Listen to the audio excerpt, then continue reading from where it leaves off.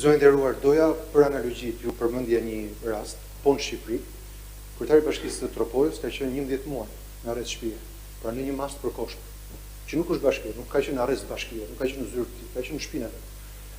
Dhe tani lind pyetja, janë të gjithë qytetarët e barabartë? Pse është ndryshe një qytetar i Tiranës me një qytetar të Tropojës? Dhe pse toleranca në Tropojë është 11 muaj, kurse në Tiranë është respektivisht 2 javë, 3 muaj dhe 7 muaj. Pra, këtu kemi një disbalancë totale. Ajo që ti t'ju them është që sa herë që më shkërkuar kam qenë prezent, por insistoj në argumente që dhash gjatë fjalës time. 2 gabime nuk prodhojnë më shumë drejtësi.